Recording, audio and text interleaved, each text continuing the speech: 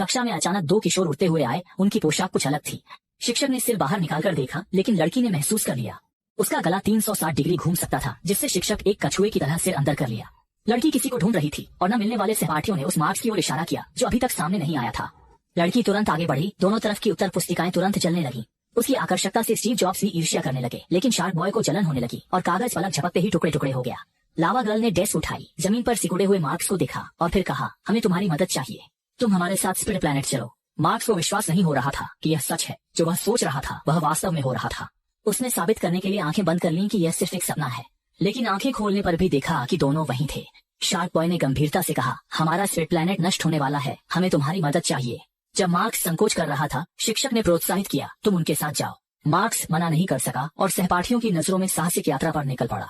वे एक shark spaceship में दौड़ पड़े। सुरक्षा के साथ विशेष चश्मा पहनकर मार्क्स ने स्विच चालू किया। स्पेसशिप एक शार्क की तरह तेजी से उड़ान भरने लगी, वायुमंडल की ओर बढ़ने लगी। अंत में पृथ्वी से बाहर निकलकर यह बृहस्पति, शनि, नेपच्यून को पार करते हुए सौरमंडल से बाहर निकल गई और स्पिड प्लैनेट पर उतरी। यह परिचित फिर भी अजनबी ग्रह वास्तव में मार्क्स के सपनों में बनाया गया था, लेकिन कल रात अंधेरे ताकतें अचानक आ गईं और इस सुंदर दुनिया को निगलने लगी। बड़े डेटा के अनुसार 45 मिनट में स्पिड प्लैनेट पूरी तरह से नष्ट हो जाएगा। इसे बचाने के लिए हमें ग्रह के दूसरे छोर पर ड्रीम टाइड्स तक जाना होगा। यह ग्रह के खराब होने की शुरुआत है। इसे बदलकर ही स्पिड प्लैनेट को बचाया जा सकता है, लेकिन यात्रा कठिन है। पहले समय की सुरंग से गुजरना, विचार ट्रेन पकड़ना, चेतना नदी पार करना और जमे हुए अराजकता के समुद्र को पार करना होगा। लेकिन कार्रवाई शुरू भी नहीं हुई थी कि अंधेरा आ गया। तीनों ने स्केटबोर्ड से मनोरंजन पार्क में प्रवेश किया। ये बच्चों के खेलने और सपने देखने की जगह थी, लेकिन इलेक्ट्रॉनिक पिताजी ने इसे बंद कर दिया था। बहुत सारी खुशियां एक बार शुरू होने के बाद रुक नहीं सकती, क्योंकि अगर बच्चे रुकते हैं तो वे सो जाते हैं और सपने देखने लगते हैं, जिससे इलेक्ट्रॉनिक पिताजी की ऊर्जा खींची जाती है। तीनों ने पहले इन बच्चों को बचाने की योजना बनाई। जल्द ही लावा गर्ल कार पर कूद गई। नायकों को देखकर बच्चे बहुत उत्साहित हो गए। कार को रोकने के लिए उसने बड़ी मात्रा में लावा उगला। शार्क बॉय ने भी पीछे से खींचने की पूरी कोशिश की। दोनों के सहयोग से रोलर कोस्टर आखिरकार रुक गया।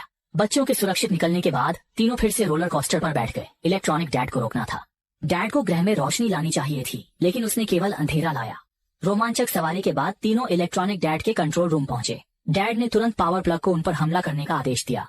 शार्क बॉय मुकाबला नहीं कर सका। प्लग ने उसे जमीन पर पटक कर झटका दिया। लड़की ने मुट्ठी बांध ली और उसके शरीर में ऊर्जा बहने लगी। फिर वह उड़कर ऊंचे मंच पर पहुंची और लावा हमला शुरू किया। जल्द ही डैड बेहोश हो गया। जैसे ही लावा गर्ल ने सतर्कता छोड़ी, डैड ने अचानक आंखें खोली। उसके हाथों से शक्तिशाली बिजली निकली और लावा गर्ल को उड़ा दिया। इलेक्ट्रॉनिक डैड ने तीनों को पकड़ लिया और उन्हें ड्रीम ग्रेवयार्ड में भेज दिया। यहाँ मार्क्स ने अपने द्वारा भूले हुए रोबोट को देखा। उसने बताया कि स्पिड प्लैनेट को बचाने का रहस्य सपनों में छिपा है, लेकिन यहाँ केवल बुरे सपने आते हैं। केवल मिल्क कुकी कंट्री में अच्छे सपने देखे जा सकते हैं। तीनों को भेजने के लिए रोबोट ने अपनी एकमात्र चलने वाली आंख और मुंह का उपयोग करके उन्हें विचार ट्रेन पर भेज दिया। तीनों की गड़बड़ियों के कारण ट्रेन नियंत्रण खो बैठी और उन्हें कूदना पड़ा। भाग्य के अजीब संयोग से वे मिल्क कुकी कंट्री में आ गए। उनका लैंडिंग स्पॉट दूध की नदी में तैरती एक कुकी थी। उन्हें लगा यहाँ सुरक्षित है, लेकिन पीछे से दो विशालकाय व्यक्ति आ गए। एक विशालकाय ने कुकी को उठाया और जैसे ही वह मुंह में गई, तीनों ने बाहर कूदकर अपनी जान बचाई। फिर मार्क्स ने सपना देखना शुरू किया। शुरुआत में सपना अच्छा था। उसने शार्क बॉय के लिए एक मोटरसाइकिल बनाई, लेकिन फिर यह बुरे सपने में बदल गया। लावा गर्ल के पास विकल्प नहीं था, उसे ऐसा करना पड़ा। मार्क्स को जगाया, लेकिन तभी इलेक्ट्रो डैड अचानक प्रकट हुआ। उसे एक रहस्यमय व्यक्ति का आदेश मिला था कि वह तीनों को पकड़ ले। तीनों मोटरसाइकिल पर भागने की योजना बना रहे थे, लेकिन मैक्स ईंधन भरना भूल गया था। कोई और रास्ता नहीं था, इसलिए उन्हें लड़ना पड़ा। लड़ाई के दौरान लावा गर्ल ने महसूस किया कि उसकी शक्तियां कमजोर हो रही हैं। प्लग ने मौके का फायदा उठाकर उसे कसकर बांध दिया और बिजली के झटके दी। दूसरी ओर शार्क बॉय लड़ाई में और ज्यादा जोश में आ गया। उसने मोटरसाइकिल से एक गोल्डन स्टाफ निकाला और डॉग बीटिंग स्टिक तकनीक का उपयोग करके सभी को गिरा दिया, लेकिन लापरवाही के कारण वह फिर प्लग के हमले का शिकार हो गया। मार्क्स उत्साहित हो गया, लेकिन पीछे ध्यान नहीं रखा और प्लग ने उसे बिजली के झटके से बेहोश कर दिया। लावा गर्ल ने देखा कि उन पर भरोसा नहीं किया जा सकता, इसलिए वह लावा में बदलकर भाग गई। वह मार्क्स के पास गई और उसे जल्दी सपना देखने को कहा ताकि सभी भाग सके। मार्क्स ने एक छोटे से सपने का उपयोग करके एक केले की नाव बनाई। तीनों ने जल्दी से बड़ी नाव को नदी में धकेल दिया। पानी से डरते प्लग फिर सफलतापूर्वक बच निकले। बड़ी नाव बहते हुए बर्फीले राज्य में पहुंच गई। बर्फ के पुल को पार करते समय लावा गर्ल का शरीर बहुत गर्म होने के कारण पुल टूट गया। केवल तेज दौड़कर ही गहरे खाई में गिरने से बचा जा सकता है, लेकिन जैसे ही वे बच निकले, इलेक्ट्रो डैड अचानक प्रकट हुआ और तीनों को ड्रीम टाइड में पकड़ लिया। तभी मैक्स को पता चला कि स्पिड स्टार को खराब करने वाला असली नियंत्रक वास्तव में स्कूल बुली जॉब्स था। क्योंकि उसने मार्क्स की डायरी को बदल दिया था, इसलिए यहाँ परिवर्तन हुआ। जॉब्स न केवल वास्तविकता में मैक्स को परेशान करना चाहता था, बल्कि उसके सपनों को भी नियंत्रित करना चाहता था। कुछ ताने मारने के बाद तीनों को पिंजरे में बंद कर दिया और वह मार्क्स के सबसे कीमती सपने को पूरी तरह से नष्ट करने के लिए अपना सपना जारी रखना चाहता था। लड़का अचानक नुकीले दांत दिखाकर पिंजरे की ओर काटने लगा। मोटी लोहे की खंभा टूट गया और फिर उसे थूक दिया गया। उग्रता में वह न केवल काट रहा था बल्कि अपने मुक्कों से लोहे की सलाखों को भी मार रहा था। मजबूत लोहे के पिंजरे को फाड़कर एक बड़ा छेद कर दिया गया। गुस्सा निकालने के बाद वह शांत हो गया। फिर तीनों सपनों के घोंसले में वापस चढ़ गए। मार्क्स सोते हुए जॉब्स के पास आया और अपनी डायरी वापस ले ली। उसमें उसने पाया कि क्रिस्टल स्टार सपनों को जमा कर सकता है, जिससे लाल ग्रह को बचाने के लिए अधिक समय मिल सकता है। वे जल्दी ही बर्फ के महल में पहुंच गए और क्रिस्टल स्टार बर्फ के स्तंभ के सबसे ऊपर था। शार्क बॉय बिना किसी हिचकिचाहट के ऊपर चढ़ गया, लेकिन जब वह उसे पकड़ने ही वाला था वह गिर गया और उसका शरीर बीच में ही अटक गया। नीचे की फ्लेम गर्ल ने क्रिस्टल हार्ट को देखा तो वह गुस्से में आ गई। मैक्स ने उसे शांत करने के लिए बर्फ का टुकड़ा दिया, फिर बर्फ के स्तंभ पर चढ़कर क्रिस्टल हार्ट पकड़ लिया, लेकिन तभी बर्फ का स्तंभ टूट गया और क्रिस्टल हार्ट उसके हाथ से छूट गया। लावा गर्ल ने उसे पकड़ने की कोशिश की, लेकिन वह बर्फ की मूर्ति बन गई। क्रिस्टल हार्ट को छूने की मनाही से जमीन पर बर्फ के टुकड़े गार्ड बनकर खड़े हो गए। तीनों को महल में ले जाया गया और फिर बर्फ की रानी धीरे धीरे आई। मैक्स थोड़ा उत्तेजित हो गया। ये रानी उसकी सहपाठी अजू थी। कारण जानने के बाद रानी ने मैक्स से कहा कि तुम्हारे पास जो क्रिस्टल स्टार है वह नकली है और असली क्रिस्टल स्टार कमरे में है। सही चुनो और ले जाओ। लेकिन मैक्स ने चुनने की कोशिश नहीं की क्योंकि वे सभी नकली थे।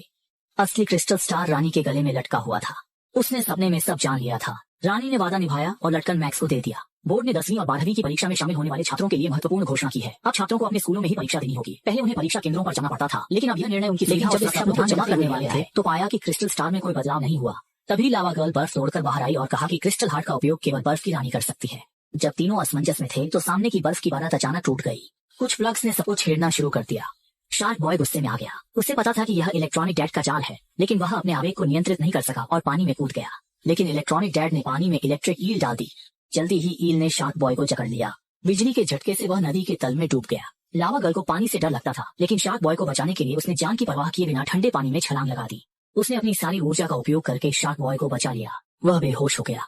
बेहोश पड़े दोस्तों को देखकर मैक्स ने गहरी पीड़ा के साथ आत्मचिंतन किया। चाहे सपने में हो या हकीकत में, वह एक बहादुर व्यक्ति बनेगा। तभी शार्क बॉय अचानक जाग गया। लावा गर्ल के मरने की खबर सुनकर वह बहुत दुखी हुआ। अब केवल ज्वालामुखी ही लावा गर्ल को बचा सकता है, इसलिए उसने अपनी जान की परवाह किए बिना लावा गर्ल को उठाया और ज्वालामुखी की ओर दौड़ पड़ा।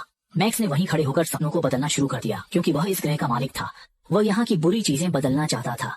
इस समय शार्क बॉय की गति भी बढ़ गई और वह तुरंत ज्वालामुखी पर पहुंच गया। फिर उसने लावा गर्ल को ज्वालामुखी में फेंक दिया। सपने में मार्क्स ने लावा गर्ल को आग से पुनर्जीवित किया, जिससे वह और भी शक्तिशाली हो गई। उसकी तेज रोशनी ने पूरे ग्रह को रोशन कर दिया। मैक्स के सपनों में बदलाव ने हकीकत को भी प्रभावित किया। लाल ग्रह पर उसे सुपर पावर मिल गई। उसने हाथ हिलाकर ग्लेशियर को समुद्र में बदल दिया और शार्क बॉय का सपना भी सच कर दिया। अब उसके पास शार्क सेना थी। इलेक्ट्रॉनिक डैड अब प्रतिद्वंद्वी नहीं था और जल्दी ही शार्क ने उसे पकड़ लिया। इस बीच मार्क्स ने जॉब्स को ढूंढ लिया। दोनों की अंतिम लड़ाई शुरू हो गई। स्टीव जॉब्स ने हाथ बढ़ाकर पिरान्हा पकड़ लिया। मार्क्स ने बाएं हाथ से बुलबुले छोड़े और सभी पिरान्हा को ले जाया गया। फिर उसने दाएं हाथ से तितलियों का झुंड छोड़ा। जॉब्स ने मुंह खोलकर एक बड़ा ततैया निकाला। दोनों पक्षों ने एक दूसरे पर जादू किया और मुकाबला बराबरी का रहा। मैक्स ने समझा कि यह लड़ाई अंतहीन है, इसलिए शांति की पेशकश की। फिर दो पत्थर के स्तंभों के बीच एक दोस्ती का छोटा पुल उगाया, लेकिन जब दोनों हाथ मिलाने वाले थे पुल अचानक टूट गया और दोनों गिर गए। मैक्स ने अपने पैरों के नीचे की लकड़ी को उड़ने वाली मशीन में बदल दिया और नियंत्रण खो चुके जॉब्स की ओर उड़ गया। बचाए गए जॉब्स भावुक हो गए और उन्होंने दूसरों के सपनों को नष्ट न करने का फैसला किया। सब लोग लाल ग्रह के सामान्य होने पर खुश थे। इलेक्ट्रॉनिक डैड अचानक प्रकट हुआ और आसमान से डरने लगा। तब फैलाने के लिए वह धरती पर जाकर और बुराई करने की योजना बना रहा था। मार्क्स ने सपने से तुरंत कक्षा में वापसी की। इस समय इलेक्ट्रॉनिक पिताजी धरती पर पहुंचकर स्कूल की ओर बढ़ रहे थे। मैं एक छात्र और शिक्षक दोनों हूँ। मुझे पढ़ाना और सीखना बहुत पसंद है। जब सभी लोग असहाय थे तब अचानक मार्क्स को एक उपाय सूझा। उसने हार को अपनी सहपाठी अजू के गले में डाल दिया। अजू सपने में बर्फ और बर्फ की रानी थी और उसे क्रिस्टल स्टार का उपयोग आता था। उसने अपना हाथ बढ़ाया, चमकदार ठंडक निकली और तुरंत ही इलेक्ट्रॉनिक पिताजी को जमा दिया। फिर उसका शरीर एक बड़े विस्फोट में बदल गया और बर्फ के टुकड़े आकाश में बिखर गए। दुश्मन को हराने के बाद सभी बहुत खुश थे और मैदान में जाकर बर्फ के टुकड़ों के साथ खेलने लगे। वास्तविकता और सपनों में मार्क्स दोनों ही कमजोर थे। इस सपने में उसने अंततः खुद को जीत लिया और एक बहादुर व्यक्ति बन गया। जब वह जागेगा तो उसके पास भी एक बहादुर दिल होगा। फिल्म यहीं समाप्त होती है। देखने के लिए धन्यवाद।